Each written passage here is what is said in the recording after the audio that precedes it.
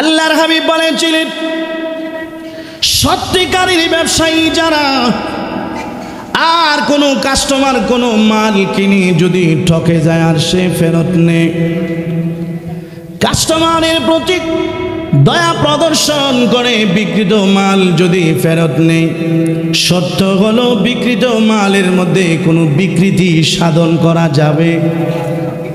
আপনি যদি প্যাকেটটা নিয়ে ছিঁড়ে ফেলেন তো সে ক্ষতিগ্রস্ত হয়ে যাবে।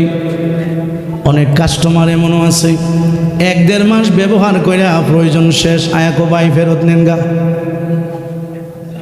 আছে নি? এটা হলো খিয়ানত করছে। যখন কি করছে?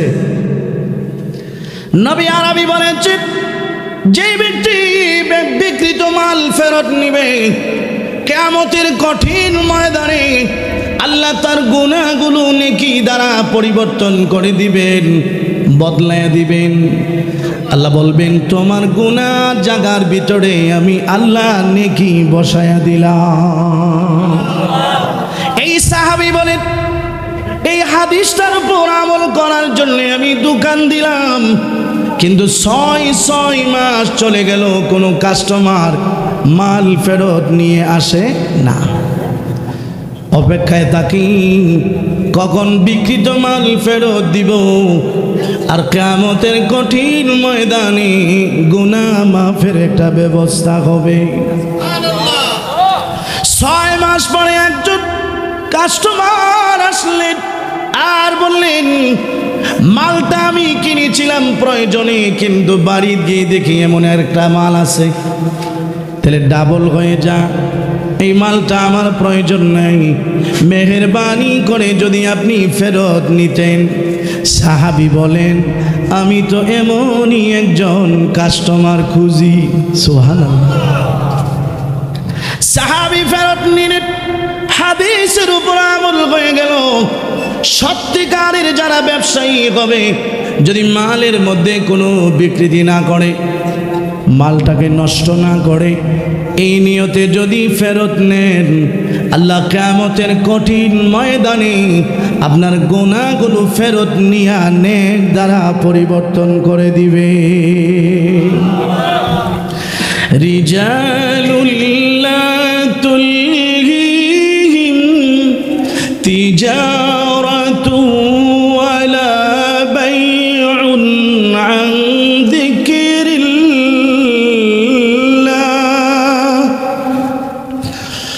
وإقام الصلاة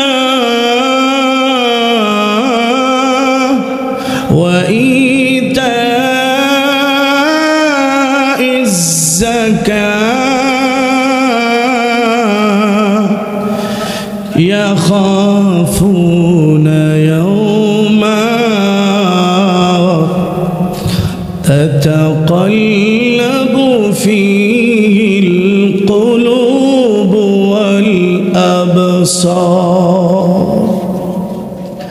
সত্যিকারের ব্যবসায়ীর সামনে তার আখিরাতের টার্গেট, পরকালকে সে ভয় করে। কাস্টমারের সঙ্গে যদি আমি উল্টা ব্যবহার করি, এটাও কিরামান কাতিবিনের রেকর্ডের মধ্যে রেকর্ড হচ্ছে কিনা। আখিরাতকে ভয় করে, ওজনে বেজাল করে না, মাফে বেজাল করে না, ওয়াদাই ধোঁকাবাজি করে না, যখন বলে তখন দেয়, কথা দিয়ে কথা রাখে, ধোঁকা দেয় না। উপরে একরকম, নিচে আরেক রকম এমন করে। আন্না রাসূলুল্লাহ সাল্লাল্লাহু আলাইহি ওয়াসাল্লাম দাখালা ফিস সুক, নবীজি একদিন বাজারে প্রবেশ করলেন। বাজারে প্রবেশ করার পরে ফারাআ সুবরাতাম মিনাত তাআম, খাবারের বিশাল বড় একটা স্তূপ, যার উপরের অংশ শুকনা।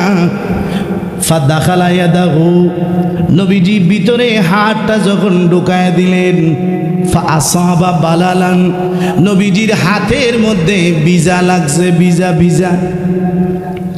নবী আরবি ডাক দিলেন, হে সাহাবী, ভিতরে ভিজা উপরে শুকনা কেন? সাহাবী বলেন, আসাবাতিস সামা, হুজুর বৃষ্টি হয়েছে এই জন্য ভিজা, বৃষ্টি হয়েছে এই জন্য ভিজা। আল্লাহর নবী বলেন আফালা জাআলতাহু ফাওকাহু, তাহলে ভিজাটা উপরে রাখলা না কেন? ভিজাটা নিচে আর শুকনাটা উপরে। আসেনি? আর জোরে কর না। হ্যাঁ আসেনি? এরপরে আল্লাহর নবী বলেন মান গাশানা ফালাইসা মিন্না, যে ব্যক্তি ধোঁকা দেয় উপরে একরকম নিচে আরেক রকম, বলুন এটা কি সত্য? সততা হইল না ধোঁকা? আপনার কষ্ট হইতেছে নাকি? এটা কি সত্য হইল না ধোঁকামি হইল? এমন ধোঁকাবাজি যে করবে ব্যবসার মধ্যে, আল্লাহর নবী বলেন সে আমার পরিপূর্ণ উম্মত। পরিপূর্ণ উম্মত না, তাহলে ব্যবসার মধ্যে ধোঁকা দিব না, ধোঁকা দিব না। যারা মিথ্যার সাথে ব্যবসা করে, ধোঁকা দেয় ব্যবসায়, বহু ব্যবসায়ী দেখবেন হাত ধুইয়া বাড়িতে গেছে। কথা কোন আছে না নাই? হযরত ওমর ইবনুল খাত্তাব বলেছেন আর রিবা ওয়াইন কাসুরাত, হারাম যদিও দেখতে দেখা যায় বিপুল প্রচুর পরিমাণ, ফাইন্না আকিবাতাহু তাসিরু ইলা কুল্লিন, হারাম ভাবে যারা ব্যবসা করে মাল উপার্জন করে দেখতে যদিও দেখা যায় অনেক, কিন্তু পরিণামে অল্প।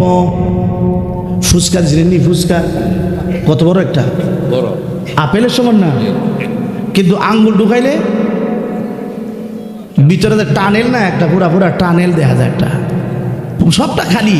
তাহলে হারাম খুরের আর প্রচুর সম্পদ আপনি দেখতে পারেন, কিন্তু এগুলো ফুচকার মতো যে কোনো সময় ঠুস হয়ে যাবে। আর জোরে ঠুস হয়ে যাবে। আর হালালের উপর চলবেন, হালাল উপার্জন করবেন, সততার সাথে করবেন, আপনার ব্যবসার একটা টাকা ডানে বামে যাইতে খবর হবে। ঠিক না বেঠি? সত্যিকারের ব্যবসায়ীর মর্যাদা আছে না নাই? সৎ নিষ্ঠার সাথে সততার সাথে যারা ব্যবসা করবে, আল্লাহর নবী হাদিস শরীফ বলেছেন আত-তাজিরুস সাদুকুল আমিন তাহতা জিল্লিল আরশি ইয়াউমাল কিয়ামা, সত্যিকারের ব্যবসায়ী আল্লাহর আরশের ছায়ার নিচে জায়গা পাবে। এই নিয়তে ব্যবসা দেয়, ব্যবসা করা সুন্নাত। আমি বিক্রিত মাল ফেরত নিব, আমি এমন ব্যবসায়ী হব যেই ব্যবসায়ীর হাসর নবীর সাথে হবে, সিদ্দিকের সাথে হবে, শহীদের সাথে হবে। সুবহানাল্লাহ। যারা সত্যিকারের ব্যবসায়ী করে এরারে ব্যবসা বাণিজ্য নামাজ রোজা থেকে বিরত রাখতে পারে না, কারণ এরা ব্যবসা করে হালাল উপার্জনের নিয়তে। আল্লাহর নবী হাদিস শরীফ বলছেন কাসবুল হালাল ফারিদাতুম বাদাল ফারিদা, নামাজ যেমন ফরজ, হালাল রুজি অন্বেষণ করা সেটাও ফরজ। কোন পথে? হালাল পথে। হালাল পথে। আল্লাহর নবী বলছেন মান তালাবাদ দুনিয়া হালালান ওয়া ইস্তিফাফান আনিল মাসআলা ওয়া তাআত্তুফান আলাল ফুকারা, যে ব্যক্তি হালাল পথে দুনিয়া উপার্জন করবে আর নিয়ত না পাতে হয় আমি অর্থ সম্পদ থাকলে আল্লাহর রাস্তায় দান খয়রাত করব, গরিব অসহায়দের প্রতি দয়া করব, মসজিদ মাদ্রাসায় দিব, ভালো কাজে ব্যয় করব, এই নিয়তে হালাল দুনিয়া যে উপার্জন করবে লাকি আল্লাহ ইয়াউমাল কিয়ামা ওয়া হুয়া আনহা রাদি ওয়া হুয়া আনহু রাদিন, সে আল্লাহর সাথে কিয়ামতে এমনভাবে সাক্ষাৎ হবে আল্লাহ পাক তার দিকে তাকায়া মুস্কি মুস্কি হাসতে থাকবে। সুবহানাল্লাহ। আর যে ব্যক্তি দুনিয়া কামাইব মান তালাবাদ দুনিয়া হারামান, হারাম পথে, বলেন না হালাল অর্থ উপার্জনের একটা ব্যবস্থার নাম ব্যবসা, হালাল ভাবেও জীবন পরিচালনার একটা ব্যবস্থার নাম। চাকরির চাইতে ব্যবসা ভালো, ঠিক না? চাকরি করার চেয়ে ব্যবসা করা ভালো। চাকরির মধ্যে কোনো স্বাধীনতা নাই, কিন্তু ব্যবসা যত ছোটই হোক এটার মধ্যে স্বাধীনতা আছে। যেরকম ঠিক নেবে ঠিক, ব্যবসার মধ্যে বরকত বেশি। চাকরি আবার মধ্যে আবার উফরি বেশি আদি, উফরি চিনছেন নি? এক ছেলে একদিন গিয়া হুজুর একটু দোয়া করে, একটা চাকরি হিসে।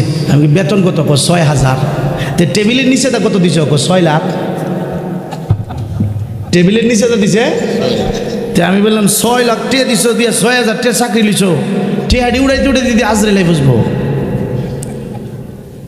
যেটি নিচে দা দিছে ওই উড়াইতে উড়াইতে তো আজরাইলের সাথে দেখা হয়ে যাবো। হুজুর অসুবিধা না, বেতন কম হইলো, উফরি আছে। উফরি কি এটা এটার নাম ফসরাব না পায়খানা? জোরে বলেন না, এটা ফসরাব নাম না পায়খানা? এটা কি হালাল না হারাম? এই জোরে বলেন হালাল না হারাম? হারামকে যদি হারাম মনে না করেন তাহলে ঈমান থাকবে? যারা সুদ খা ঘুষ খা আর যদি মনে করে সুদ ঘুষ এটা অসুবিধা নাই, তাহলে ইমানও অনেক সুদখোররা তো খার বড় বড় কথাও ক, অনেক ঘুষখোররা আবার ঘুষ নে ক হুজুরের দিলে হাদিয়ে ওই জায়গা আর আমরা দিলে ঘুষ হয়ে জায়গা। কথা কই না করে? একটা আমার একদিন কই দিয়েছে সর্দার আয় হুজুর বুঝলাম না, আপনারা দিলে ওই জায়গা হাদিয়া আর আমরা দিলে ওই জায়গা হুজুর, ব্যবধানটা কই? আমি বলি শুনেন, হাদিয়া হইল যেটা মহাব্বতে দেওয়া হয়, মহাব্বতে ভালোবাসা দেয়। ঘুষ কি আপনারা মহাব্বতে দেন না বাঁশের ঢেকায় দেন? কথা বল না, কোনো মহাব্বতে কেউ দেয় না ভাড়ের বাঁচবার লাগে ভাড়? এই জন্য এটা হারাম। আর রাশি ওয়াল মুরতাশি কিলা হুমা ফিন্নার, ঘুষ দাতা গ্রহিতা উভয় দল জাহান্নামী। জোরে বলেন নাউজুবিল্লাহ। এই জন্য আমার ভাইয়ারা খেয়াল করে শুনুন, অর্থ সম্পদ বলে অসুবিধা নেই। দুনিয়া কাকে বলে? কোটি কোটি টাকার মালিকও যদি কেউ হয় তারে দুনিয়াদার বলবে না। দুনিয়া কারে কম? সামান্য জিনিসের কারণেও যদি সে নামাজ থেকে বিরত থাকে, রোজা থেকে বিরত থাকে, এটাই হলো দুনিয়া। কোটি টাকার মালিক, অঢেল সম্পদের মালিক, তাহাজ্জুদ ঠিক আছে, তাহলে তাকে দুনিয়াদার বলা যাবে? বুঝেননি কথাটা? দুনিয়া কাকে বলা হয়? যে জিনিস মানুষকে আল্লাহ থেকে বিরত রাখে, আখিরাত থেকে বিরত থাকে, আল্লাহর বিধি বিধান পালনে বাধা প্রদান করে, সেটার নাম হইল দুনিয়া। খেয়াল করে শুনুন, দুনিয়ার সম্পর্ক আমার আপনার সাথে হবে বাহ্যিক সম্পর্ক, অন্তরের সম্পর্ক নয়। অন্তরের সম্পর্ক হবে কার সাথে? দিলের গড়ে কারো জায়গা থাকবে না। আমার আপনার দিলের গড়ে একমাত্র জায়গা হবে কার? ব্যবসার জায়গাও দিলে না, বেচা কেনাকাটার জায়গাও দিলে না, স্ত্রী সন্তানের জায়গাও দিলে না। দিলের ভিতরে একমাত্র জায়গা থাকবে কার? আবেদর কষ্টি হালাকে কষ্টিয়াস, আবেদর কষ্টি হালাকে কষ্টিয়াস, আবে অন্দর জিরে কষ্টি পুস্তিয়া। একটু খেয়াল করে শুনুন, নৌকার জীবন পানি, নৌকার মরণ পানি। নৌকা চলে কোথায়? ডুবে কোথায়? তাহলে নৌকার জীবনও পানি, নৌকার মরণও পানি। আল্লাহ বুঝাই দিলেন, পৃথিবীর মানুষেরা দুনিয়ার অর্থ সম্পদ টাকা পয়সা এটা হলো পানির মতো। কিসের মতো? আর তুমি মানুষ, তুমি হইলে নৌকার মতো। মানুষ নামক নৌকা দুনিয়া নামক পানিতে চলবে। সাবধান, নৌকা যতক্ষণ পানির উপরে থাকে নৌকা সুস্থ থাকে, ভালো থাকে। নৌকা যদি পানির সাথে সম্পর্ক লাগায় পানিরে ডাক দেয়, দোস্ত একটু ভিতরে আসো, পানিরে ডাক দিয়ে নিয়ে কইটু হয়েছে ভিতরে, পানি ভিতরে গিয়া বলবে দোস্ত নিচে চলো। কথা বোঝেন না? নেই পানিরে যদি আপনি ভিতরে ঢুকান, পানি নৌকারে লইয়া নিচে যাবে। তাহলে দুনিয়ারেও যদি কলবের ভিতরে ঢুকান, এই দুনিয়া আপনারে জাহান্নামের তলদেশে নিয়ে যাবে। দুনিয়ার সম্পর্ক, ব্যবসা বাণিজ্যের সম্পর্ক, অর্থ বিত্ততা, এই সবের সম্পর্ক হবে বাহ্যিক, একটা উপরের সম্পর্ক। উপরের কোনো একটা মেয়ে যদি একটা ছেলেকে ভালোবাসে, আর মা বাবা যদি ছেলের সঙ্গে বিয়ে না দিয়া অন্য ছেলের সঙ্গে বিবাহ দিয়া দেয়, তাহলে স্বামীর ঘর করে সংসার করে, কিন্তু বিবাহিত স্বামীর জায়গা কলবে নেই। কলবে কার জায়গা? ওই প্রেমিকা। কথা কোন না করে বুঝেন না গো, আপনারা বুঝেন না। কলবে কার জায়গা? এখন আমরা চিন্তা করে দেখেন তো, আমরা যখন মসজিদে গেলে কলবে চাউলের বস্তা ঢুকিয়েছে গাইয়া, লবণ মনে লবণের কাস্টমারটা মনে হনাইছে, ঠিক না? 60টা বাজে তো সবসময়, আহা তাহলে 4 রাকাত রাখা, একটা লবণ হয়ে গেছে, একটা মরিচ, একটা পেঁয়াজ, আর একটা রসুন হয়ে গেছে, ঠিক না? ঠিক ঢুকে জায়গা আইসা ভাই, আমরা মানুষ তো ঢুকবে, আল্লাহর নবী বলেন ঢুকবে, তবে ঢুকানো যাবে না। এটা ঢুকে না, ঢুকানো যাবে না, ইচ্ছা করে আসা যাবে না, ইচ্ছা করে আনা যাবে না। যদি এসে যায় এটাকে দৌড়াইয়া দিতে হবে। এইভাবে কষ্ট করে যে নামাজ পড়বে আল্লাহ তাকে নামাজের সোয়াবও দান করবে, আর নামাজে যে সংগ্রাম করলো নফসের সাথে আরো 1 গুণ সোয়াব ডাবল আল্লাহ দান করবে। এই জন্য দুনিয়ার সাথে সম্পর্ক হবে ভিতরের না বাহ্যিক? বুঝছেন না মনে? কি জিক? বাহ্যিক। বাহ্যিক দুনিয়ার সব কিছু আসবাব, যা কিছু বলেন, ব্যবসা বাণিজ্য, টাকা পয়সা, দন দৌলত, বিবি বাচ্চা, যা কিছু বলেন, পদ পদবি, ওয়াজি, বক্তা টক্তা ইত্যাদি সব সম্পর্ক হবে বাহ্যিক। ভিতরে কলবে এটা রিজার্ভ থাকবে একমাত্র কার জন্য? আল্লাহর জন্য। এখানে আর কারো জায়গা দেওয়া যাবে না। আল্লাহ আর কোনো জায়গায় নজরও দেয় না। আল্লাহ টর্চ লাইটটা দূরে রেখেছে কই? আর জোরে বল না, কলবের ভিতরে দূরে রাখছে। কার কলবটাকে? ইন্নাল্লাহ লা ইয়ানজুরু ইলা সুওয়ারিকুম ওয়ালা ইলা আজসামিকুম ওয়ালাকি ইয়ানজুরু ইলা কুলুবিকুম ওয়া নিয়াতুকুম। আল্লাহ তোমাদের কলবটা দেখে, কলবে কি আছে। আপনি যে ওয়াজ শুনতেছেন, আমি যে ওয়াজ করতেছি, আমার করার কি উদ্দেশ্য, আপনার শোনার কি উদ্দেশ্য, আল্লাহ কিন্তু রেজাল্ট দিলাইতেছে আগই, ঠিক না? ঠিক যারা ওয়াজ মাহফিল করাইতেছে কমিটি, এরারও কি উদ্দেশ্য, এটাও কিন্তু লেখা হয়ে গেছে। দেখা গেছে নিয়ত খারাপ হওয়ার কারণে 3 দল বাড়িতে গেছে, খালি আব্দুল্লাহ নিয়ত খারাপ। এই জন্য নিয়তটাকে বিশুদ্ধ করতে হবে। আমি হালালভাবে ব্যবসা করব, নবীর সুন্নত আদায়ের জন্য ব্যবসা করব, আমার বাকি সব থাকবে কি থাকবে না? ছাত্ররা উস্তাদের দাওয়াত দিছে, হুজুর আমার বাড়িতে একটু জোরের সময় চাইলে ভাত খাইবেন। হুজুর গেছে, গিয়া বলছে, তিলমিজ এ রুশদান কেউ হ্যাঁ, এই জানালাটা কেন বানাইছো? হযরত হাওয়া আয়ে, আফতাব আয়ে, রোশনি আসবে, আলো আসবে, বাতাস আসবে, এই জন্য জানালাটা রাখছি। তো হজরত বলেন, आप ये नियत क्यों नहीं की कि আজান শুনকে জামাত যাও, যে আমি আজান শুনে মসজিদে যাব, এই নিয়তটা করলা না? क्या হাওয়া রুখতে, রোশ আফতাব রুখতে, তুমি যদি নিয়ত করতে যে আজান শুনে আমি মসজিদে যাব, তাহলে কি বাতাস বন্ধ থাকতো, আলো বন্ধ থাকতো? কথা বুঝেন না মনে হয়? আমার আপনার রিজিকের জিম্মাদার কে? হ্যাঁ জুড়ে বলেন কে? এই হালাল ভাবে কি সেই আল্লাহ আমার রিজিকের ব্যবস্থা করতে পারে না? তাহলে আমি কেন হারাম পথে যাব?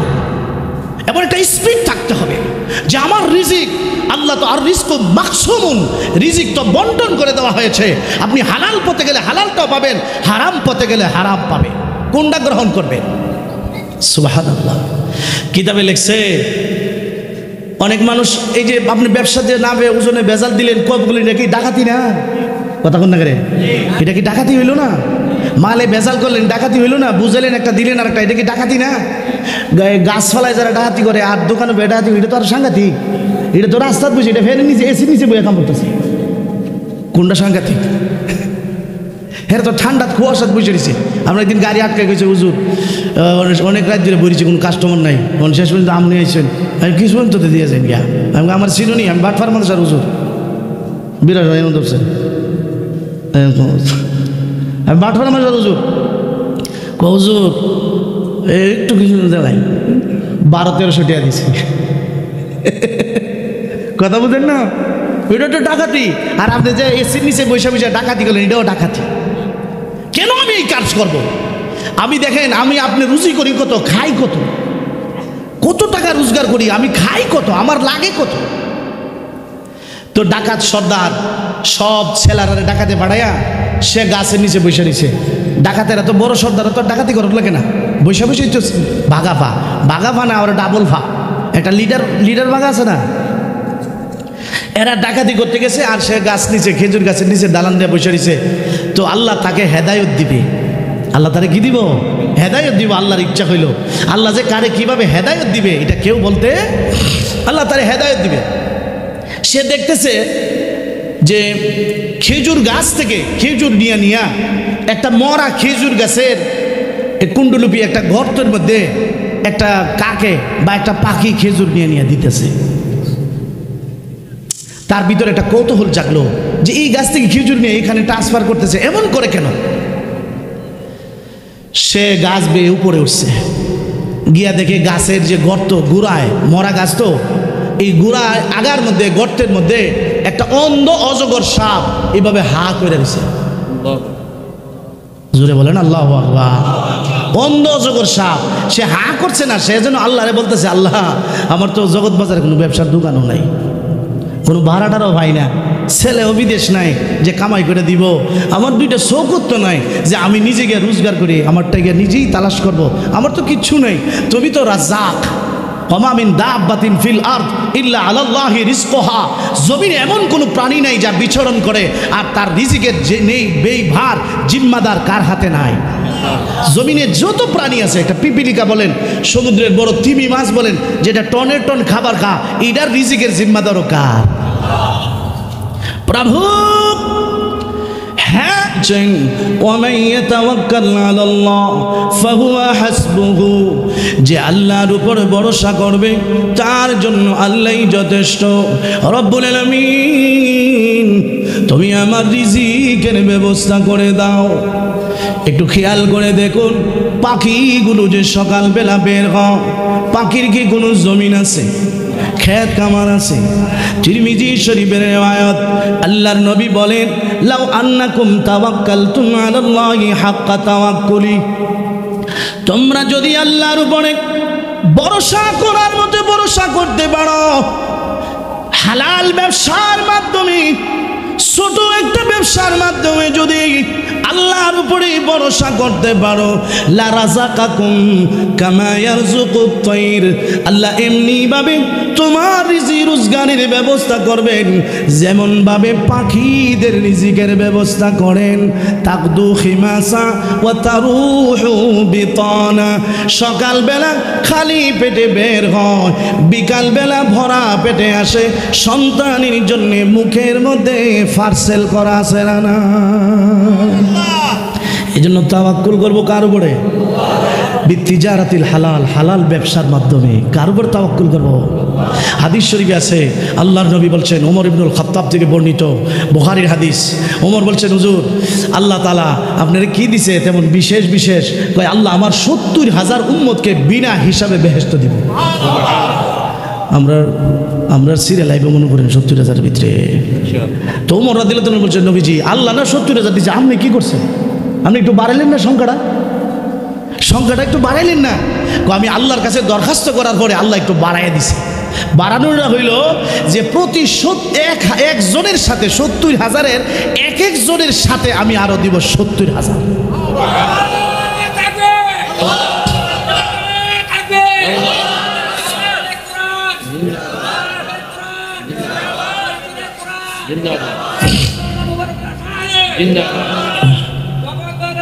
ব্যবসায়ী বিন্দুল জিন্দাবাদ, মাশাআল্লাহ। দেখেননি ব্রাহ্মণবাড়িয়া কত মানুষ, কত লোক, কিন্তু মাহফিলে যদি একটা গান দিত, কথা কন না করে, মনে রাখবেন জান্নাত তো খালি থাকবো, মাহফিল যে খালি থাকে এই জন্য কি আপনারা দুঃখ পান? আরে জান্নাত খালি থাকবে, তে মাহফিল খালি থাকবে না, জান্নাত খালি থাকবে। জান্নাতে জায়গা অনেক পরে থাকবে কিন্তু লোক নাই। ফাখালাকাল্লাহু খালকান, আল্লাহ একটা নতুন জাতি সৃষ্টি করে জান্নাতকে ভরপুর করবে। বুঝেন না কথাটা? অনেক সময় অনেকের বাড়ির দাওয়াত দিলে যা না দাওয়াতিরা পরে গাইছো না, কি এতিমখানার দিলাম সব কথা। আল্লাহ কয় তোমরা আসবে না, কি হয়েছে মাহফিলে না এলে কি হয়েছে? কি হয়েছে মাহফিলে না আসলে? আমরা এক একজনের সাথে হাদিসের ব্যাখ্যা মতে এক একজনের সাথে 100 জন করে ফেরেশতা আছে। কতজন? নুরানি শ্রোতা আছে, জোর এখন ঠিক না বেঠি? নুরানি শ্রোতা হইল ফেরেশতা। তাহলে তাওয়াক্কুল, হ্যাঁ। তো নবীজি বলেন, আল্লাহ বলছেন যে এক একজনের সাথে আরো ৭০,০০০, যে সবটা টোটাল করলে ৬২০ কোটির উপরে একটু হয়। তো আমরা সিরিয়াল আইতো না মনে হয়, আমরা সিরিয়াল এবং ঠিক। তো আল্লাহর নবী যখন এই হাদিসটা বয়ান করেন বিনা হিসাবে যেই মানুষগুলোকে আল্লাহ জান্নাত দিবেন, নবীজি এদের গুণাগুণটা কি, এদের কোয়ালিটিটা কি? আল্লাহর নবী বলেন আল্লাযীনা ইয়াতাওয়াক্কালুনা আলাল্লাহ, যারা সকল কাজে ভরসা করে কার উপর। ইন্নামাল মুমিনুনা আল্লাযীনা ইযা যুকিরাল্লাহ ওয়াজিলাত কুলুবুহুম وإذا تليت عليهم آياته زادتهم إيمانا وعلى ربهم يتوكلون।